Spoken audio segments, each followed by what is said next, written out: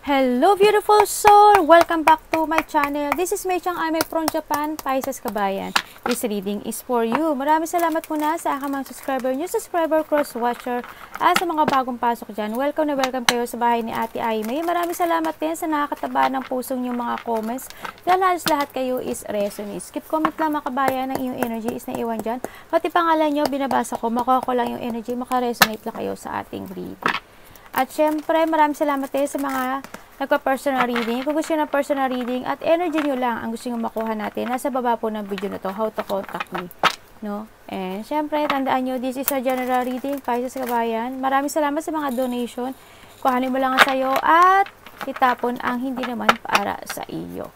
Okay, maaari ito is vice versa, maaring energy mo, energy ng person mo, energy ng malapit sa puso mo. Maaring nangyayari o mangyayari pa lang, maaring led sa work, love, job, friends, family member, co-workers sa business mo. Let's begin. Tao na nakakonect kay Pisces, hindi ko na i-express sa inyo, no, kabayan Pisces. Kasi palagi naman natin ito ginagawa. Anong nararamdaman mo kay Pisces? Please show me. Tao na nakakonect kay Pisces. Anong nararamdaman mo kay Pisces? Show me, show me, show me, show me. Abay, gandang palo no? Ano ang nararamdaman mo kay Pisces? Show me. Maaring energy mo to o energy niya, ha? Ibaba natin dyan. We have the temperance. Tapos saka natin, explain yan. And what is your intention? The King of Wands in reverse. What is your behavior toward Pisces?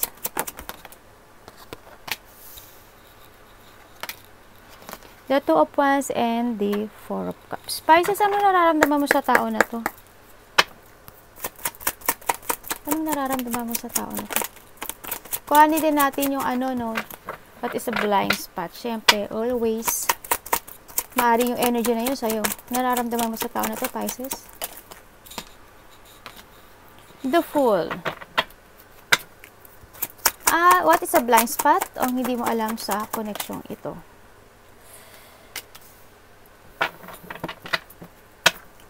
Ano ang energy mo, Pisces? This, we have the Ace of Wands, Ito ko dito. Energy mo is the Emperor in reverse and the Four of Coins. At, Universe, anong advice mo sa kay Pisces this May 2024? We have the King of Swords and overall energy po ni Pisces. Please show me. Ulo, muntik pa, kala ko babaksak Yan. Is the Lovers. Okay? Tao na nakakonect kay Pisces, bakit temperance ang nararamdaman mo kay Pisces? Please show. Bakit temperance? Ay. Niloko ka nito, Pisces? Parang hindi siya naging totoo sa'yo. Oh, lumabas na nga. Okay, nararamdaman niya sa'yo is you're a person na talagang ayaw mo ng away, ayaw mo ng gulo. Patient ka lang. Gusto mo lang nagkakaisa, ganyan. Ikaw yung tao na mapagtimpi. Ikaw yung tao na naghihintay ka lang. Ikaw yung tao na talagang super patient. Sinasabi niya dito. Matiisin ka. No? Tahimik ka lang. Very calm person ka lang. And ikaw yung tao na matatag, matapang. And always take a risk, ganyan. Always may excitement. Always parang busy. Active person. Yun ang nakikita ko sa kanya. At syempre, bakit the Fool, Pisces? Bakit the Fool ang iyong nararamdaman sa tao na to? Please show me. Bakit the Fool ang nararamdaman mo sa tao na to, Pisces?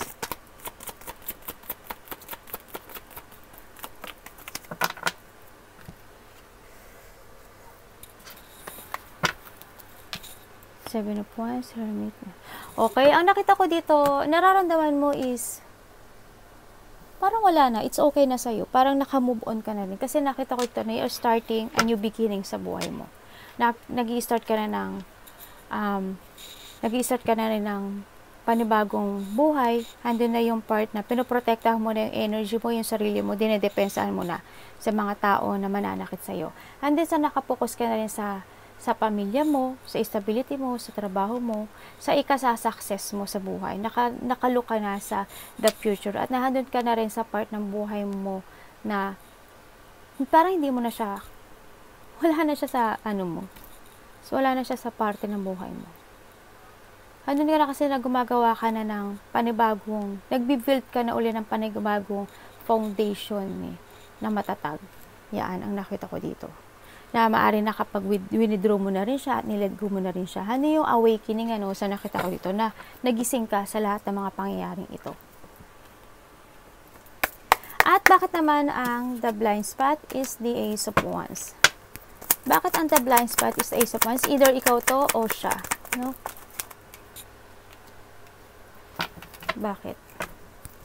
Nagsinungaling ba ito sa'yo, Pisces?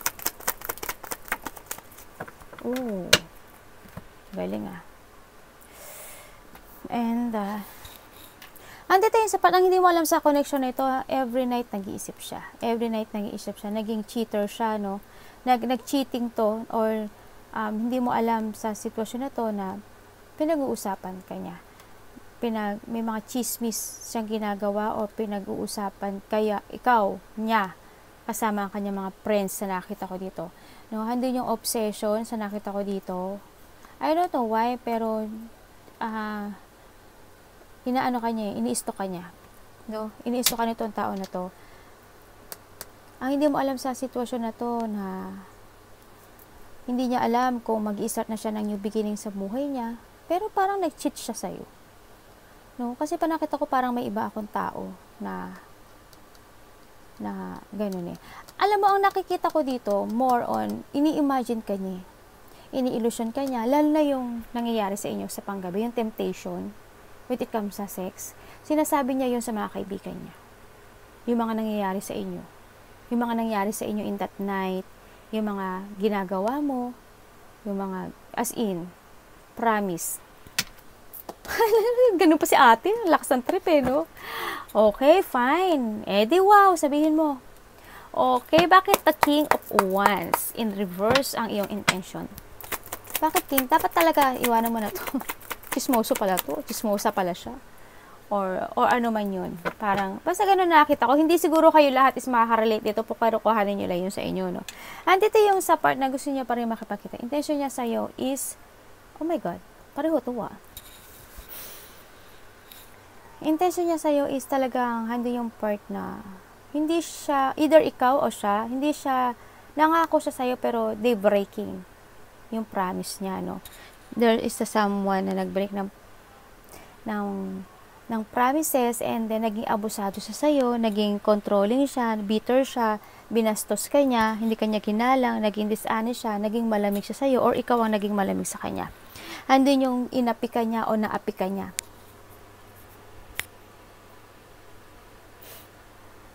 Yung iba dito naging silosa, no? Yan, no? Intention niya sa'yo, ganun. Parang nag-run away ka na sa kanya. Or this person is run away. Nakita ko naman kasi na nandito ka na sa part ng buhay mo na nag-chase ka na rin sa sarili mo na makamit yung mga ano mo. Yan, yun na nakita ko dito.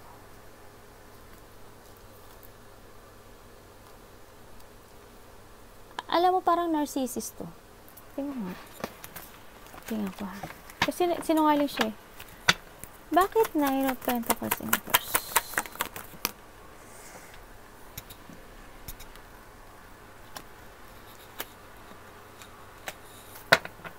Gusto kanya kausapin. Ano ba to? Hindi to stable sa buhay. Parang Pisces hindi siya stable sa buhay. Parang wala siyang ipon. Wala siyang matinong ganun. Wala ako nakitang progress sa kanya.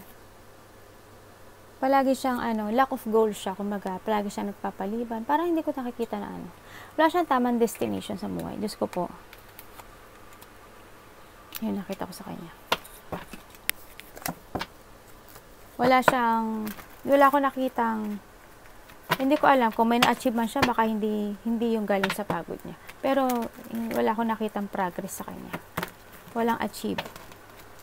Kumbaga, maaring palagastos to, walang ipon, walang trabaho, or kung may trabaho man siya, wala siyang ipon, ganyan. Ano siya, hindi siya nag-iipon ng pera. May pagkatamad din, ganyan.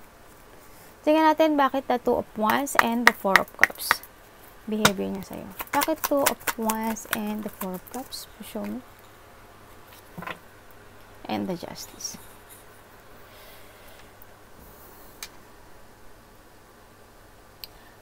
Andito yung sa part na behavior niya sa'yo is talagang inalis mo na siya sa buhay mo. Nireject mo na siya. Andito yung sa part na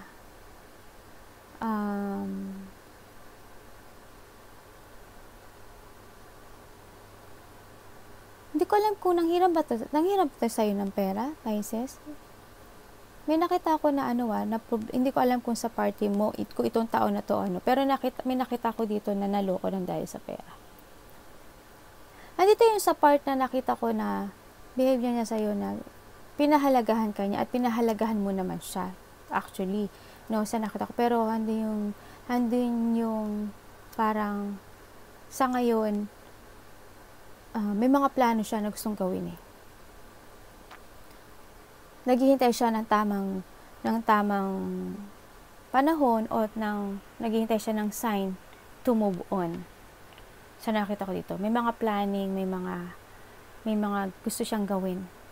Pero ang dami niya ring questions sa sarili niya, sa nakita ko to. Nino pang action niya sa ngayon to make a new beginning sa sarili niya. Hindi niya alam kung maghahanap siya ng trabaho o mag-iiba siya ng trabaho o magbi-business siya. Ganyan. Hindi niya alam. As in, wala akong progress na nakikita talaga sa kanya. No? Bakit the Emperor and the Four of Coins ang iyong energy this May 2024? Pisces. Bakit?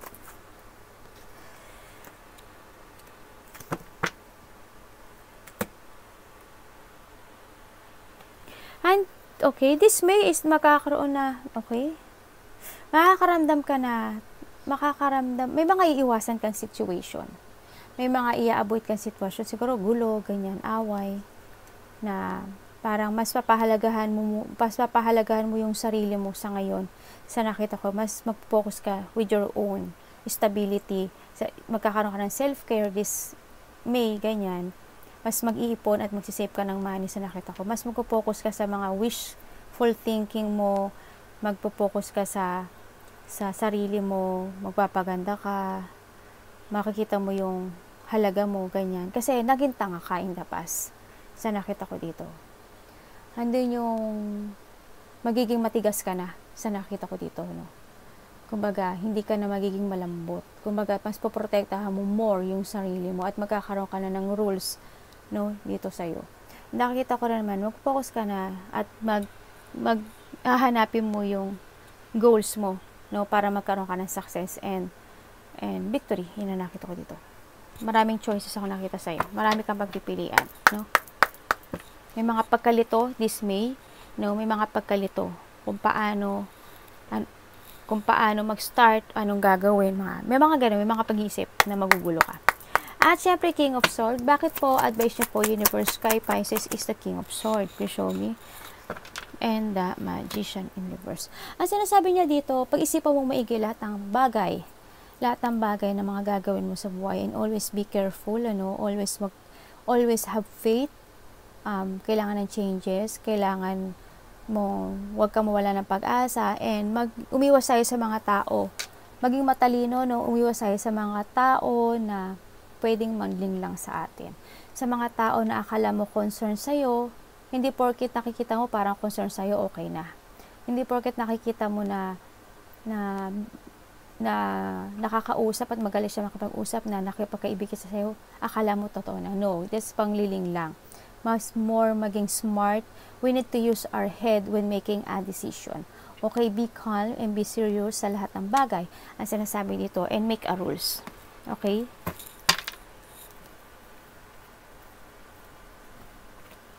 At syempre, bakit po the Lovers in reverse ang overall energy ni Pisces? Bakit? Bakit? May bad news ka daw. Okay, this May, makakaramdam ka ng mas mamahalin mo yung sarili mo. Magkakaroon ng mga away o gulo o hindi mapagkakasunduan o kawalan ng pagkakaisa. Magkakaroon ng mga magiging makasarili ang bawat isa, hindi magiging masaya, maaaring hindi ka maging masaya sa buhay mo, sa mga tinatahak mo ngayon, sa karelasyon mo o sa pamilya mo. No, magkakaroon ng mga puot, magkakaroon ng mga galit o may mga tao akong nakikita na mang-aangkin ng hindi kanila. May mga unfulfillment, may bad news akong nakikita, and madidrain ka, at may mga tao na magkakaroon ng disconnected sa'yo sa nakita ko ito. Magkakaroon ng gulo, when it comes sa family, hindi nga magkakaisa, ulitin ko ulit, magkakaroon ng sadness, magkakaroon ng mga pagtatalo, stress, anxiety, ganyan. May mga pag-uusapan ako nakikita dito, no, na related din ang money sa iba. Maaring ikaw is tumistan sa mga tao na maaring manloko sa'yo, kaya magkakaroon ng mga pagpaplano.